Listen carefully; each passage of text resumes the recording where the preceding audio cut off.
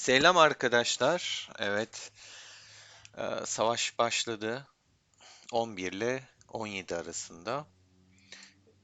İlk kez böyle değişik taktikler gördüm. Şöyle biraz oyunun sesini de vermek için sesini açayım bilgisayarımızın da. Şöyle açalım. Şimdi şöyle bir göstereyim alanı. Benim kaleyi mancınıkla vurdular arkadaşlar. O yüzden canı az. Buraya girdim. WhatsApp'ta arkadaşlarla fotoğrafları falan paylaşmıştık.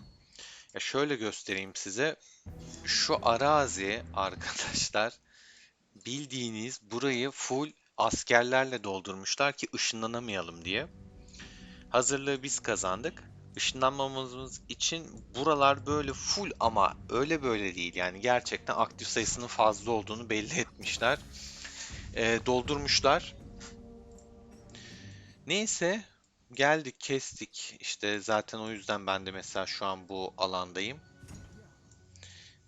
Buraya geldim, buradakileri kestim vesaire derken işte buralarda takıldım bir süre. Gitti neyse. Şu an baktığımızda bizim ekip burada. Şöyle aktifliği de göstereyim.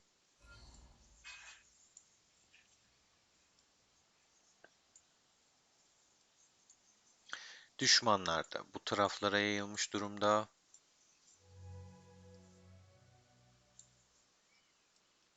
Bizim diğer ittifaklar da burada. İnanılmaz aktiflik var bu arada. Gerçekten. Yani şu haritaya güzelliğine bakar mısın? Era 17 gerçekten kalabalıklığını gösteriyor burada. Çok aktif oyuncumuz var.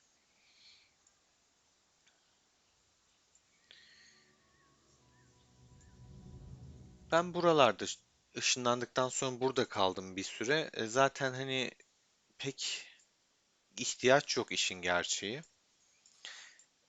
Şimdi baktığımızda daha hiç böyle inmedi yani hani azalacak gibi bile olmadı. Bakın Pink burada, God King burada.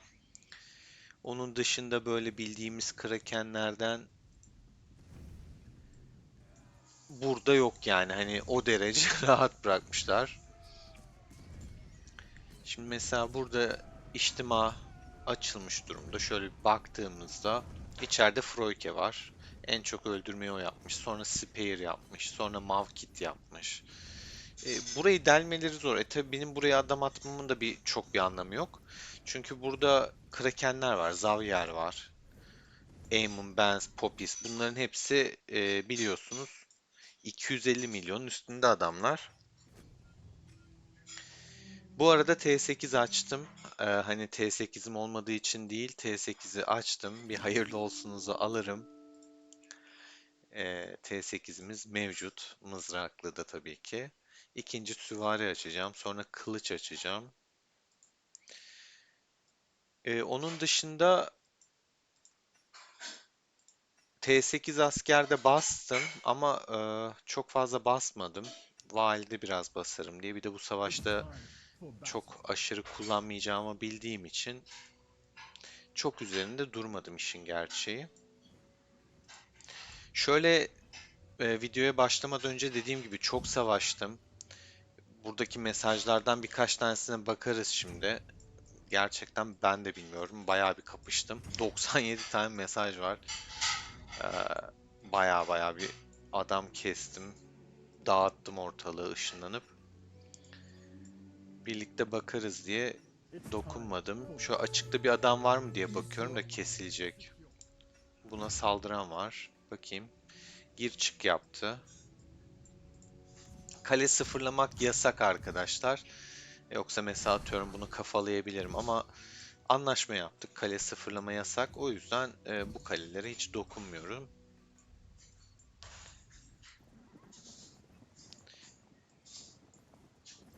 Şöyle baktığımda hiç arazide de kimse yok ama şunu şöyle çekeceğim. Bir farm buldum.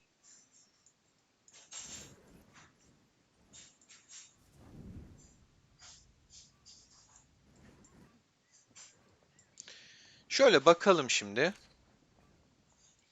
Ha, yıldırım düşmüş ya. Gir çık yapmamışlar. Yıldırım açtıkları için.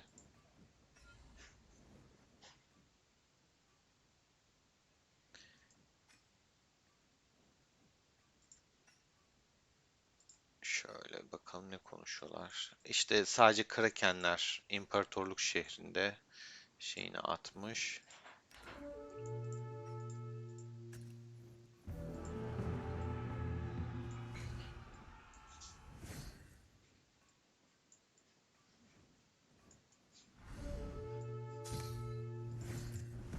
Face the wrath of Horus! Cross me and face the consequences. Buna da biri vurdu az önce. Mesajlarımıza bir bakalım şöyle inceleyelim neler yapmışız. 1700 asker kestik az önce. Güzel. Yıldırım düşmüş, yıldırım düşmüş. Bunları geçtim. Bir şey kestik diyemeyiz burada. 2.8 yemişim. 2.5 yemişim.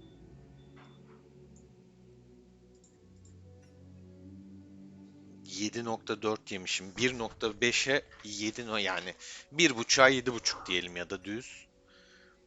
Burada bir şey yok. 4.3 yemişim. Güzel. Burada ben daha fazla vermişim. 3.5, 3.6 vermişim 1.7'ye karşılık. Burada dayak yemişiz. 2.2 yemişim. Güzel. Ya şimdiye kadar şu an bir tane kötü rapor çıktı. Bir tane kafa kafaya. Geri kalan hepsi 10 rapor desek güzel çıktı. Güzel 1.5 yemişim. Bunu geç. Sayılmaz bu. 1K güzel. 3.3'e 2.5 yakın.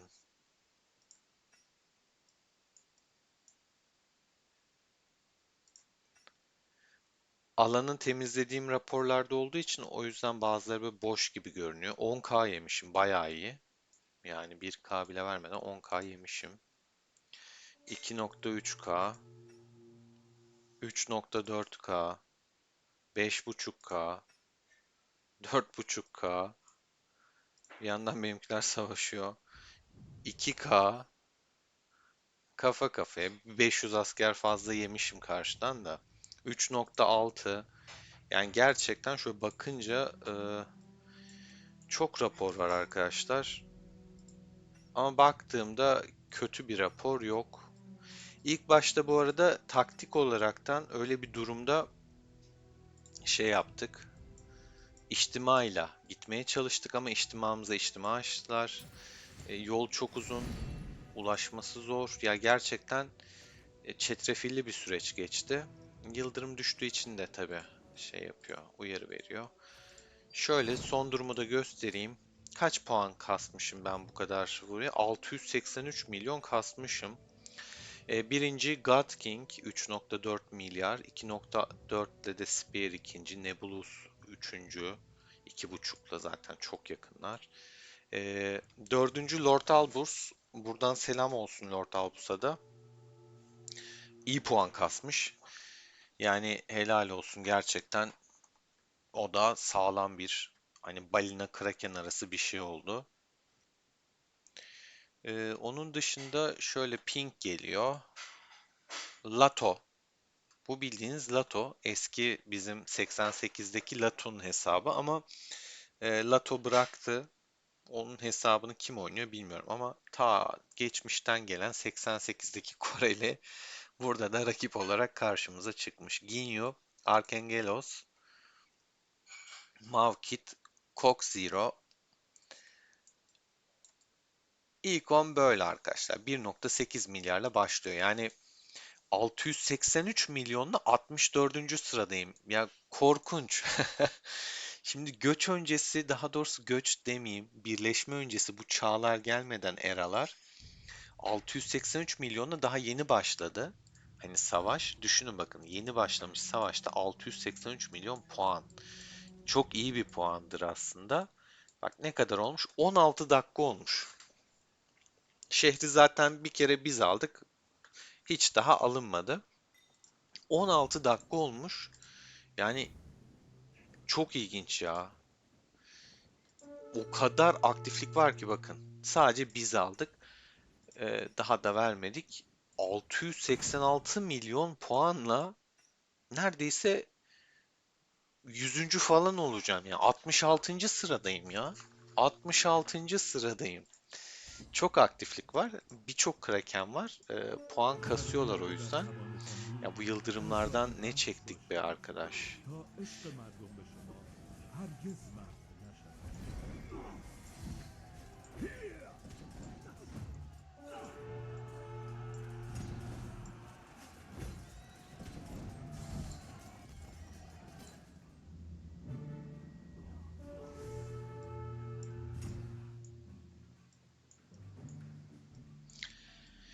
Yıldırımı etkinleştirdiler. Yani haritada tıkır tıkır yıldırım düşüyor. Doğru düzgün bir şey verdiği de yok. Zarar da işte. Yani uyarı verip duruyor böyle sürekli dürtüklüyor.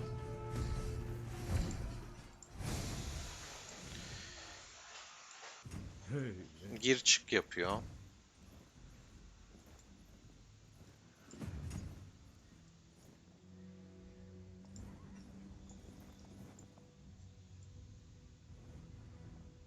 Ya kale sıfırlamada olmadığı için şimdi çok da bir şey yapamıyorum.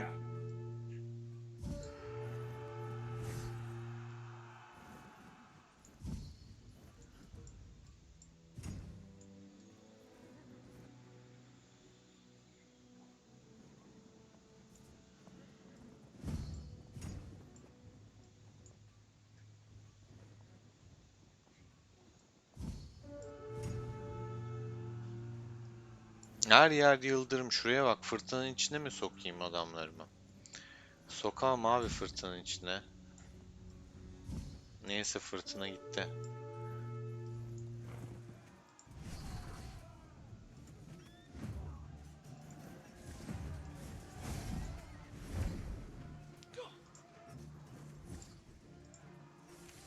Şöyle baktığımızda yıldırımlardan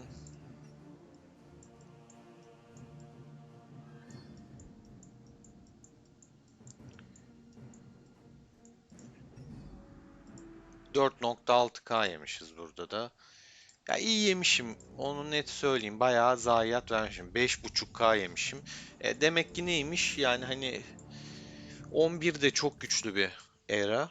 Ama 1.2 23K yemişim. Mancınıklarını falan da kestim. Dediğim gibi ben bayağı bir şey darbe girdim yani hani oraya girdim. Bildiğiniz girdim. Ee, of 30K kesmişim ya. 30K. Öf 46.5K. Yani demek ki iş yapıyormuşum. Öyle ölü de değilmişiz. Bir an dedim ya hani yapabilir miyim, bulabilir miyiz, şey yapabilir miyiz? Bunun kale niye bana vuruyor ya? Yıldırım kaleye vuruyor. Ben vurmuşum gibi beni algılıyor. Yapılıyor demek ki. Bu beni biraz mutlu etti ama tabii ki biraz daha gözlemlemek şart. Mesela işte şu an boştayım. Yani şehre takviye atılacak bir şey yok şehrin. Şuradaki savaşlara bakalım. Dönüyor mu bir şeyler? İçtimalarına kafa atanlar var. Burada takılanlar var.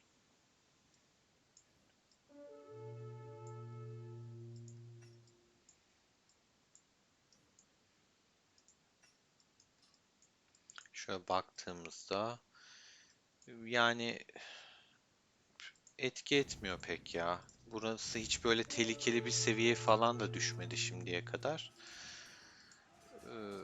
17 olarak bayağı güçlü görünüyoruz işin gerçeği.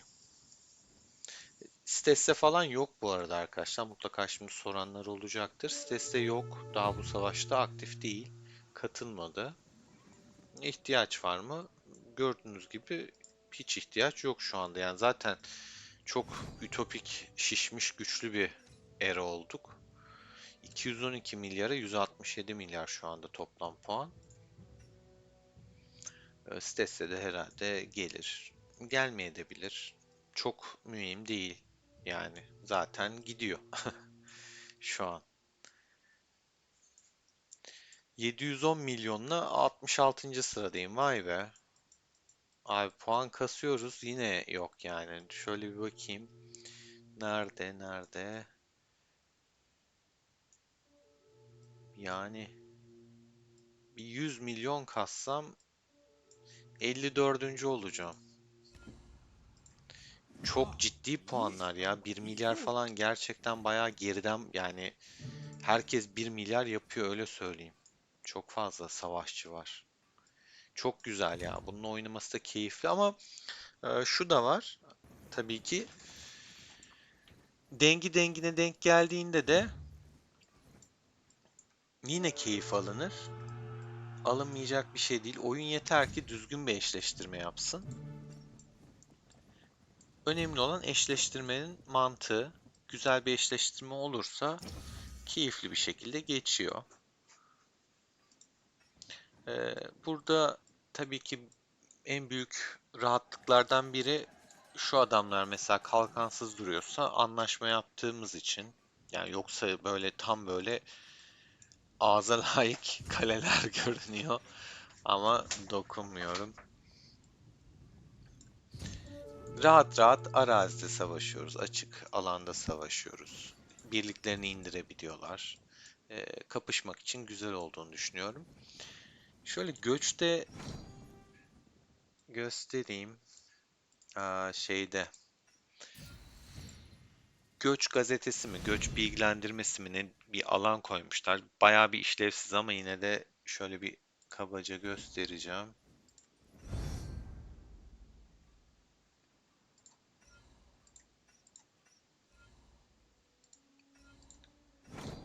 Allah'ım ya Rabbim bir açamadım ya.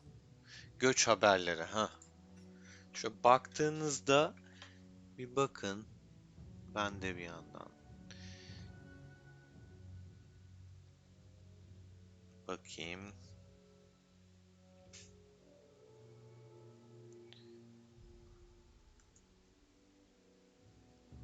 Yani burada mesela işte kimler geldiğini görebiliyorsunuz kendi krallığınıza. İşte karate'nin gelişini mesela gösteriyor. En güçlü gelen hesap karate'ymiş. 801 milyon güçlü. Oha şu an 801 mi bu? Ben güçlere de bakmadım. Yani 754 milyon da Erdem de var. 801'e çıkmış. Vay be. Ya da böyle mi geldi? Şimdi göreceğim aradaki farkı. Kale sıfırlama olmadığı için çok güç kaybetmemiştir. Ee, şöyle bir bakayım. Naruto.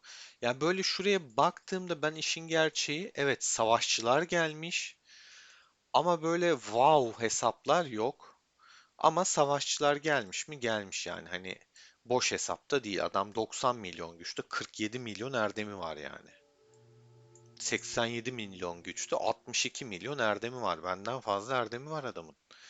Ya helal olsun.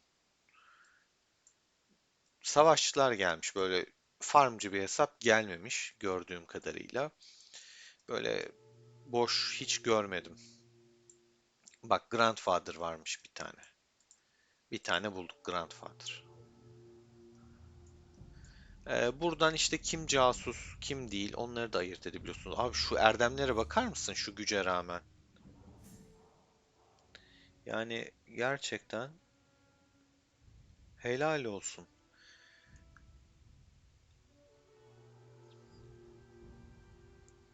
Çok kısa bir su içeyim arkadaşlar. Kahvemden yudum alayım.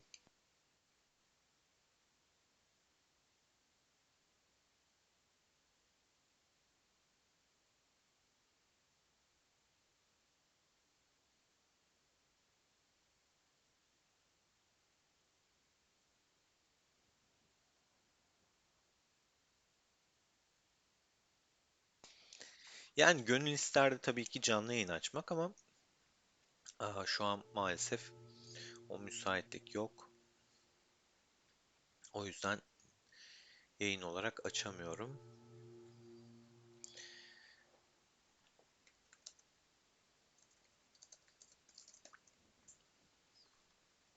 Burada sıralamalarını falan görüyorsunuz. İşte kaçıncı sırada bu gelen kişi.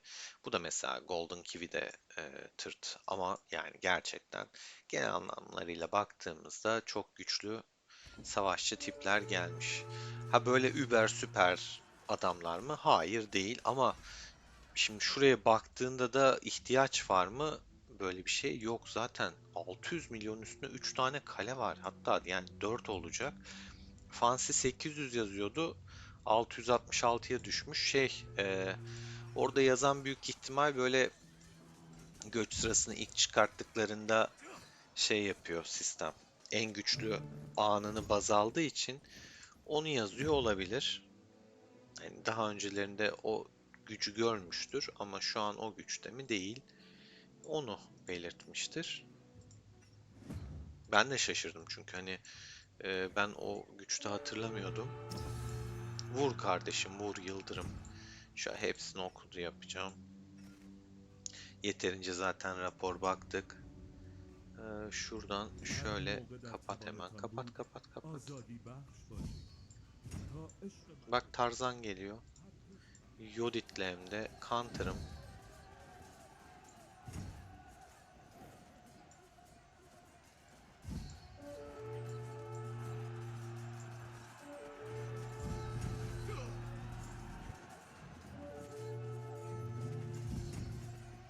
Bir Counter'da bununla vurayım. Bu da Counter'ım.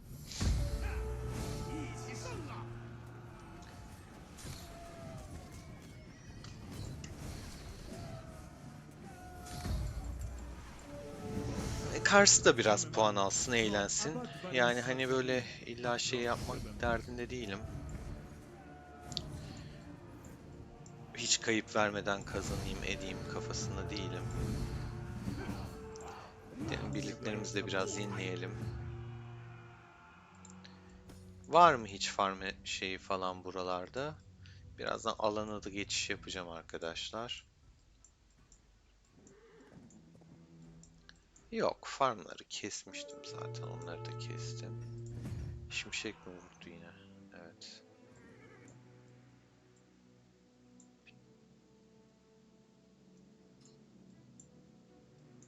Evet, gidelim bir alana bakalım.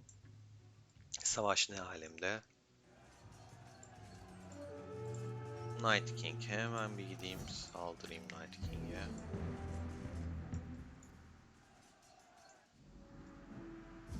Richard da burada duruyor. Arkadaşlar bu arada onu da söyleyeyim. Şöyle ben söylemiştim zaten size daha önce. Bir kompta, ikinci kompta mızrak yapıyorum. Yani başka bir komp olarak da. Neden? Mızraklar hem dayanıklı hem iyi hasar vuruyor. Hem de en çok gücü zaten mızrağa verdiğim için bu birliğin bile 30 milyon gücü var. Yani güçlü, boş olmuyor. Hatta şöyle bir test edelim. Bu ben gidene kadar ölebilir. Hayda, diğerini de çekti kale. Şöyle yapalım. Şuraya göndereyim. Belki çıkartır.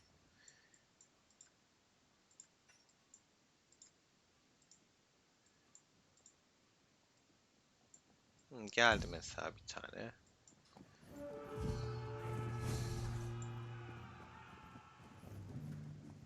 Richard'ı özlemişim. Hantal biraz ama vurdum mu da vuruyor. Eli ağır abimizin birazcık. Eli ağır. Roland'da ne alemdeyim Roland'da? Roland bakayım. Roland'da 21 kafacığım var. Çark var. Ben 48 çevirme yapmışım. Hatta 60 yapalım şimdi bir. Abi bu çark inanılmaz kötüydü. Bak şu an yine böyle bir gerildim. Tam 4 kere arka arkaya çevirdim. Bir kafa vermedi. Bir kafa. 4 çevirmeye yani 20 çevirme 4 dediğim. 20 çevirmeye bir kafa alamadım. Gerçekten çok sinir bozucuydu. Kötüydü. Şu anda da bir beşinciyi de boş verdi yani. Hani 25k boş geçti. Hiç onlu kafada vermedi. Hiç gönlümü alamazsın böyle Roland Efendi. Bak yine işte yani hani Gerçekten inanılmaz kötü bu çark. Bir önceki videomla hiç alakası yok ya.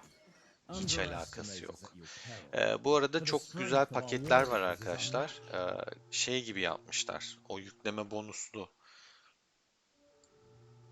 etkinlik gibi. Onda birlik teması veriyor. Bunda sandıklar veriyor ve şöyle bir avantajı var. Buna da değinmeden geçemeyeceğim. Yani gerçekten oyunu oynayan, ileriyi de düşünenler için mantıklı zamanlarda her zaman harcama yapın diye söylüyorum. Burada örnek veriyorum. Sen 225 liralık bir paketi aldın. Yani doruk parası aldın. 225 lira, hatta hemen şöyle bir yandan açayım. Siz göremiyorsunuz ama ben şimdi açacağım. 499 doruk mu oluyordu o? 200 küsur olan, aynen 499 dorukluk aldın. Tamam mı? Ondan sonracığıma buradan hop bir paketi alıyorsun. Bakın 5'ten 4'e düşüyor. 5 tane hakkın var. Sonra gittin bu 224'lükle aldın, bir tane hediyeyi aldın. Şunların hepsini kaptın. Bunun içinden de istediğini seçtin. Daha sonrasında da gittin mesela bir de buradan aldın diyelim. Hop, sana gidiyor tekrardan bunu veriyor. 5 kere alma hakkım var. Ben böyle en düşük şeyleri aldığım için şunlardan falan da bu 5'in şeyi bitmiş durumda. İşte bunu yaptın yine aynı falan diye gidiyor bu şekilde. Bu da güzel bir aktivite. Yani şunlar özellikle çok iyi. Burada her keze göre bir şey var yani. At istiyorsan içgörü puanın var. Yanında ham maddesini veriyor, ham demiri.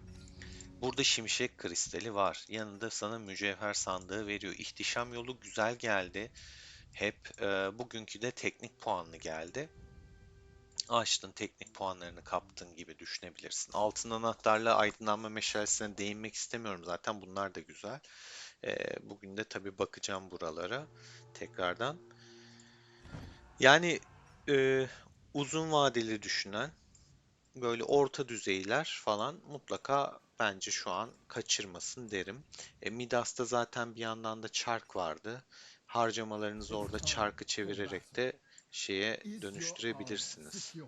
ödüllere. Hatta bakayım, son şeylerden sonra benim çark hakkım tekrar var mı? Bitirmiştim bütün hepsini 2 gün önce ama şimdi yine 3-5 böyle ufak bir şeyler yapınca hemen bir bakayım. Neler gelmiş, neler gelmemiş. Bak gelmiş mesela. Şimdi görmüyorsunuz ama oyunda göreceksiniz. Oyuna geliyor şimdi pıt pıt pıt mesajlar. Bir de çarkımıza da bakalım. 362 puan olmuş. Şu an gerek yok. 540'ta çünkü daha avantajlı yani toplu çevirmek. Şu an için gerek yok.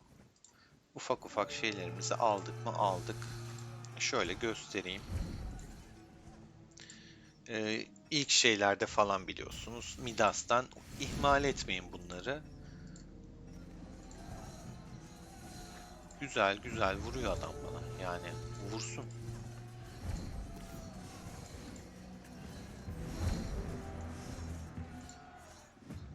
Yani Richard da boş değil dediğim gibi. Şu an iki kılıca kafa tutuyor.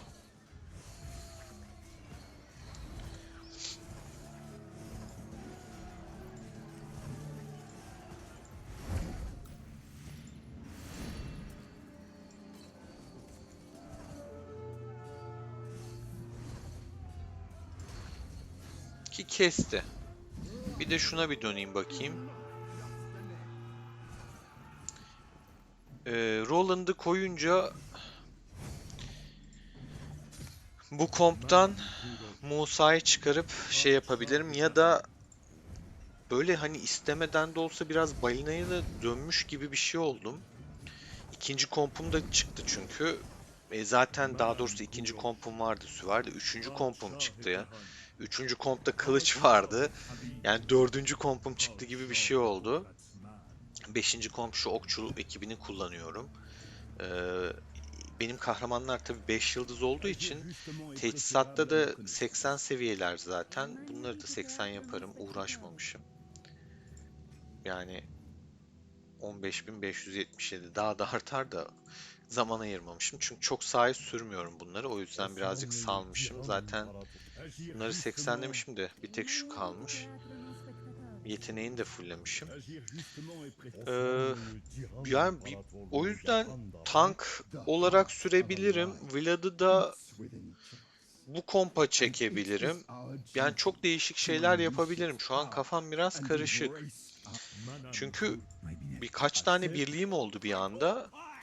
Mızrakları çok yüklendim. Güzel de mızraklar oldu. Bakın Richard üzmüyor yani alanda beni. Üzmedi. Maşallah var. 4.8'e 9.27 ve bu Richard'ın birliği yarımdı yani hani. Gerçekten yarımdı ve T7 bu arada. Richard'dakiler T8 değil. Bir tek şeye T8 yetiyor şu an. Çok fazla basmadım. Hatta şu an kalmamıştır bile yani. Hani bir birlik olarak bile çıkartamıyorumdur T8. Şöyle bir bakayım.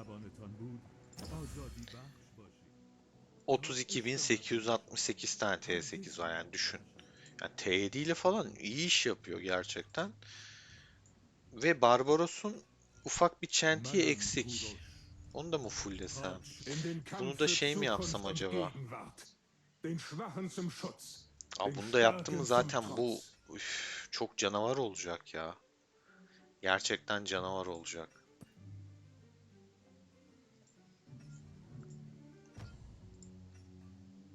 Şöyle baktığımda Barbaros kafam da vardı benim ya. 45 tane varmış bak. Bu valiye de gireceğim. Tekrar bir oradan alacağım. Yani Barbaros'ta 5. yıldızını o son çentiyi ya zaten sarı kafayla atarım bu arada arkadaşlar da. 769 tane sarı kafa var da amaç sarı kafa harcamadan yapmak. O olabilir yani hani çok kafam çok karışık bu konuda. E, acayip mutlu etti beni yani birkaç birlik var o yüzden bir tane tank olarak onu sürüp yandan hasar odaklı Ramses'le Lub'u Ramses'te zaten kılıç kompunda işte Confucius'u alıp Pyrus konusunda daha tam emin değilim. Bu videoyu da bir türlü çekip La atamadım terre. size çünkü sürekli bir olay oluyor. Ee, yani bilemedim. Siz de düşüncelerinizi lütfen yorumlarda yazın. Belirtin arkadaşlar. Kıymetli düşünceleriniz. Underestimate your power. Ulan bit artık For the Yıldırım be. strength of our... Şöyle güzel bir savaş olsun. Var mı şuralarda hiç kesilecek edilecek birileri? Yok. Şöyle bakayım. Yok. Şurada bir tane var. Aha. Yok oldu. Şuralarda bir şey vardı.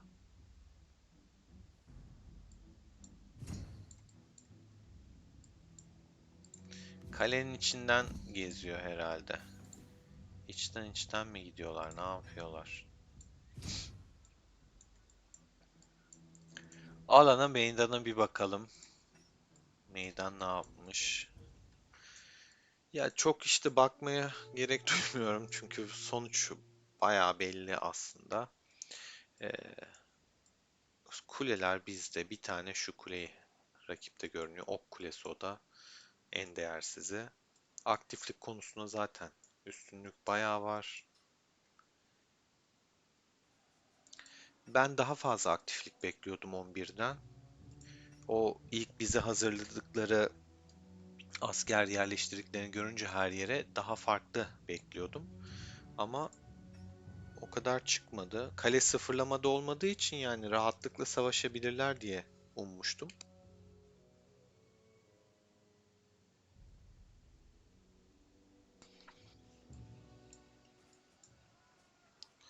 Şöyle bir bakalım puan durumuna da. Stesse de gelmiş mi? Gerçi Stesse'ye şuradan bakalım hatta.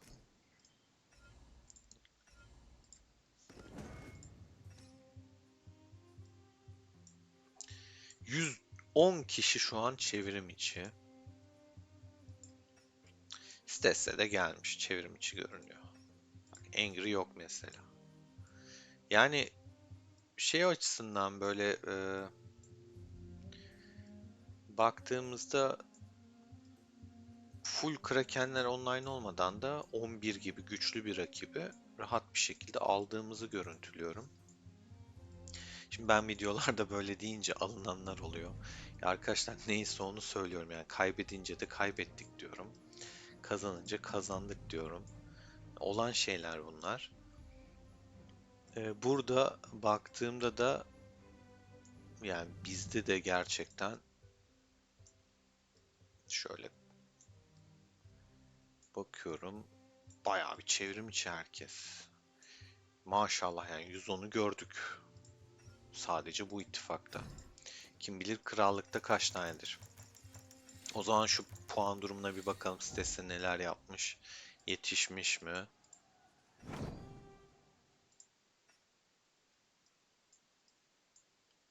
Bozok gelmiş listeye. Ben 84'üncülüğe düşmüşüm. Tabi puan kasmadığım için artık. 755 milyon yeter ya, ne yapalım yani, hani uğraşamayacağım daha. Her yer Kraken zaten. Kale sıfırlamadan tertemiz savaşarak aldığım işte raporları gösterdim size zaten. Evet, Stesse daha girmemiş listeye. Şöyle baktığımızda ilk 1 milyarda 58.den başlıyor.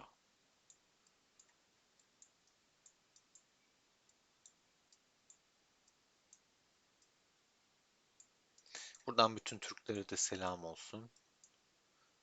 Beni sevmeyenler de var gerçi ama olsun. Ben hepinizi Underestimate us at seviyorum. your peril. For the strength of our warrior. Evet, yani bu savaşın akıbeti birazcık belli. Sonucu belli. Şuraya gideyim hemen.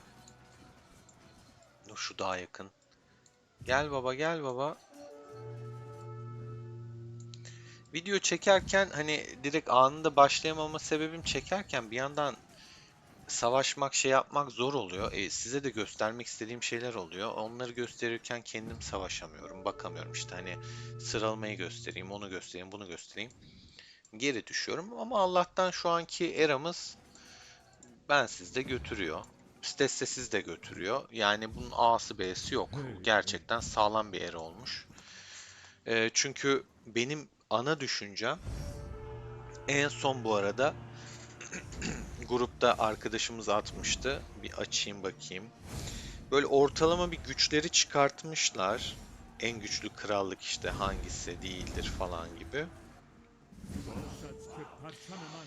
Şimdi 17, yani bizimki birinci geliyor arkadaşlar. 100 milyar power güçle.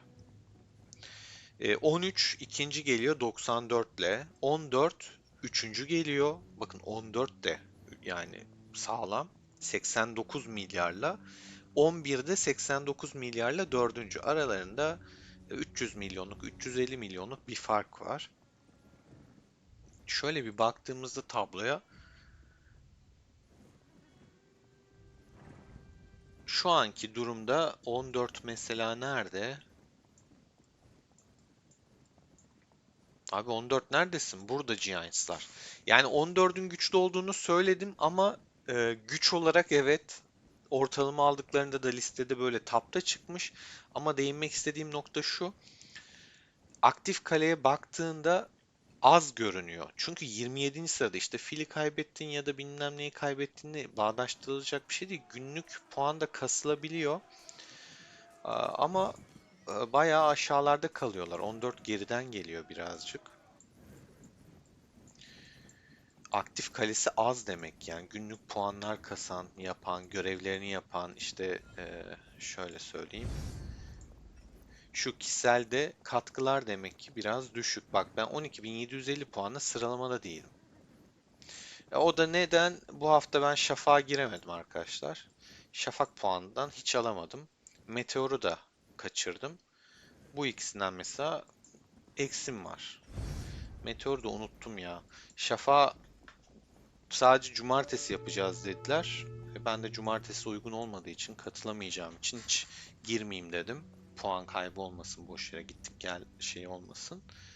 Oradan bir şeyim eksik, puanım. Vuruyorlar mı? Şimşek mi? Yok, şimşek. Yıldırım daha doğrusu.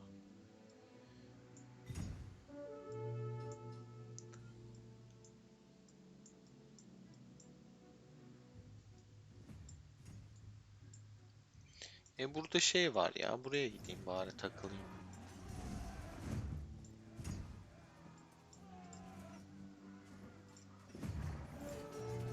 Şuraya da Lub'u atayım. Buraya da Richard atayım. Süleyman'ı bir süre daha yatıracağım daha.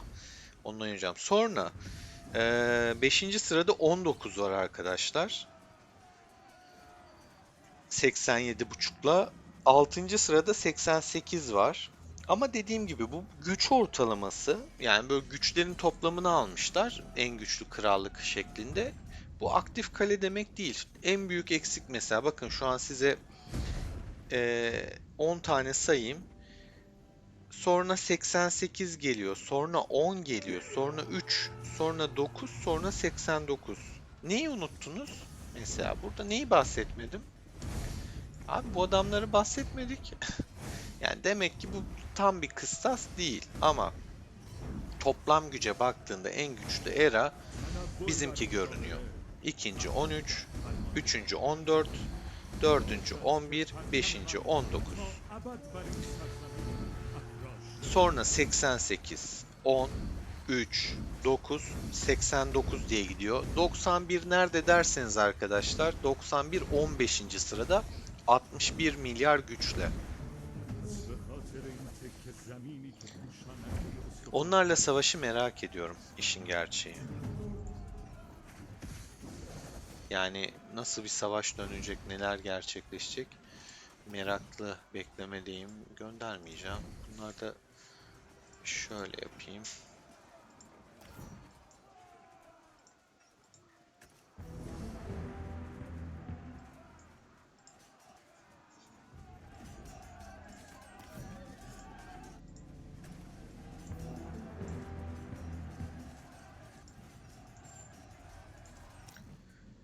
Evet arkadaşlar bu şekilde çok uzatmayacağım videoyu. Zaten hani saray belli. Çok yaklaşılmıyor yanına. İçerisi belli.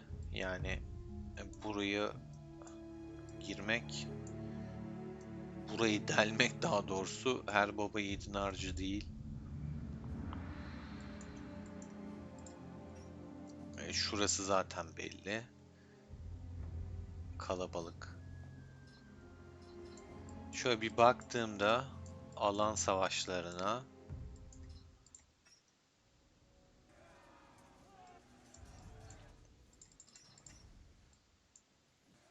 adam ne indiriyor sahaya ya? Amit ne yapıyorsun kardeşim? Froike burada kapışıyor.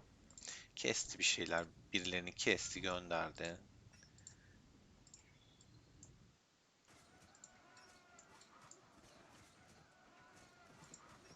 Marcelius burada. Türk bu arkadaşımız da. O da güzel kapışıyor. Ellerine sağlık, selam olsun buradan. Amitçim bunlar ne Amitçim ya? Tık tık tık gitti. Biz burada Süleyman'ı zor indiriyoruz. Adam şeyi atıyor ya. Kahraman adını bile unuttum yani. O derece uzak bir kahraman. Neydi şu kılıççı? Bakalım. 佐渡 Toyotomi. 清盛藤吉郎秀吉太閤これもまた皆が嫌がるところでの我慢があったればこそ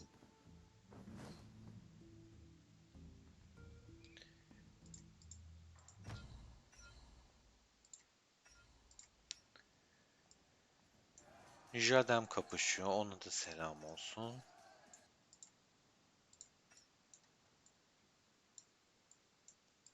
Şöyle başka da böyle arazide zaten böyle wow wow güzel uçuk kaçık bir savaş yok.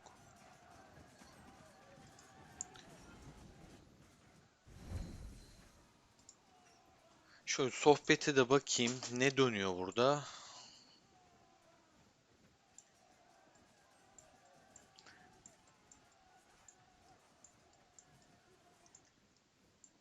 Bir şey de döndüğü yok. Güzel.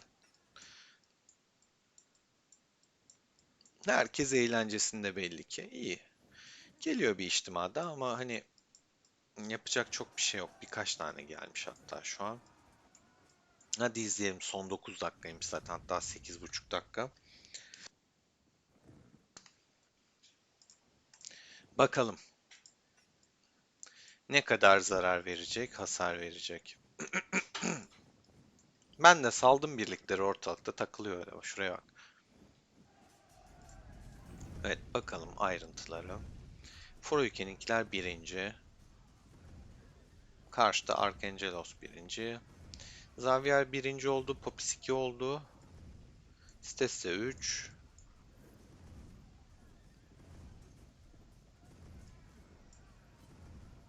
10 kılıç, 11 kılıç, 10 süvari, bir mızrak var. Karşısı böyle ok dağıtmışlar.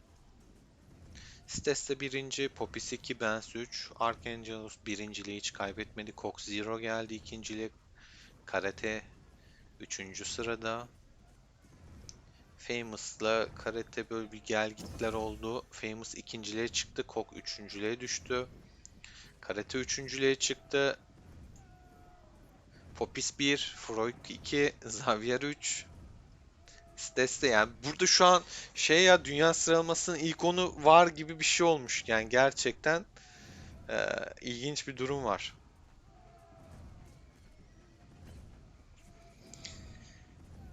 Burada kim eksik? Emin kardeşimiz eksik.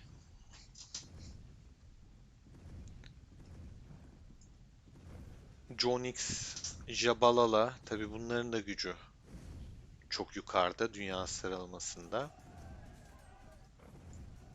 Ama yani artık öyle savaşlar var ki böyle bütün wow dediğimiz kaleler hem rakip hem müttefik. Öyle bir dönemdeyiz işin gerçeği. Anda Lato birinci. Şu anki adını bilmiyorum. Eski adıyla hitap ediyorum. Freud birinci bizde de.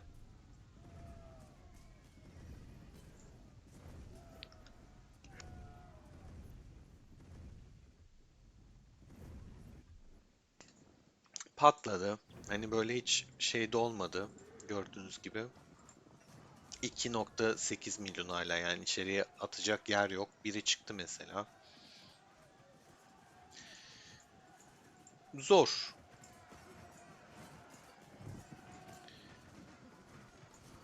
Bir tane daha geliyor. Hadi bakalım buna da bakalım. Bir yandan kahvemi yudumlayayım.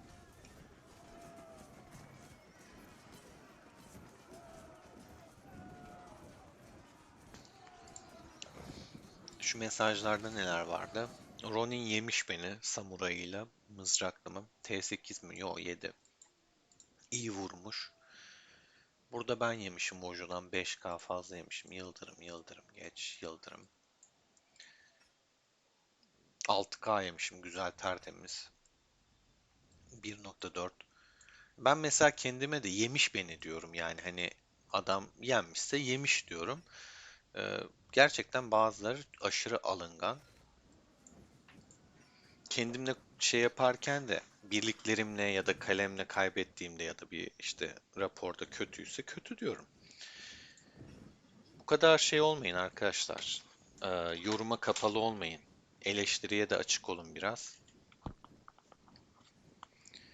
Bu içtimada geldiği gibi bitti işin gerçeği. Evet, bir şey kalmadı arkadaşlar. Savaşın galibi belli. Bu galibiyetten sonra şuradaki sıralamada birinci olur muyuz? Kaç puan verdiğini bilmiyorum ama 13 çünkü bittiği için birinciler şu anda. 91 ne yaptı hiçbir fikrim yok. Yorumlarda bir arkadaş yazmıştı. Çok saçma sapan eşleştirme yapmıştı 91'e. 4'le mi ne eşleştirmişti? Yani oyun 91'e biraz torpil geçmiş.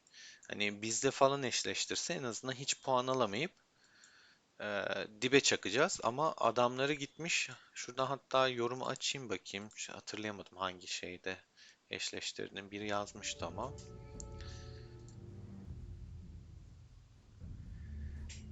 Ee, Bakayım.